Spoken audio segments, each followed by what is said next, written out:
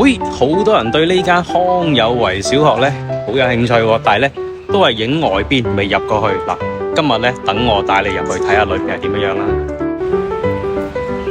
喂，係又係我俊豪啊！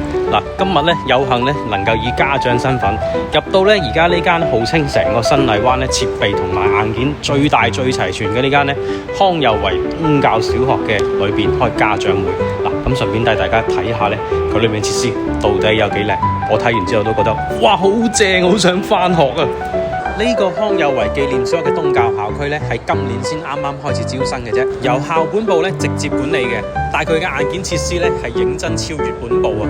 就單單鏡頭前面呢個呢，可以容納2個年級一齊開會嘅禮堂呢，就認真唔簡單啦！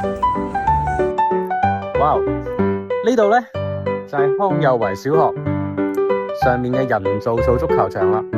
亦都有個400米嘅塑膠跑道啦，喺度上課或者返學嘅小朋友呢，應該會好幸福嘅。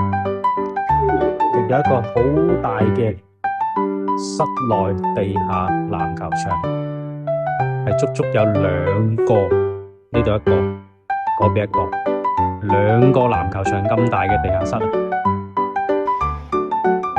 哇，當然仲有小朋友最中意嘅室內泳池啦。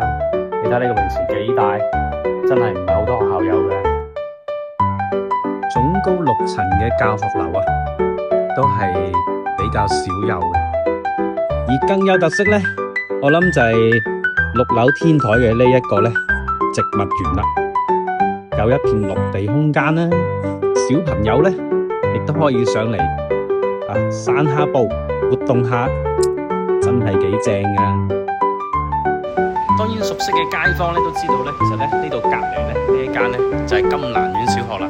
咁呢度咧原先咧係圍住嘅，即係呢個護欄就係圍住嘅。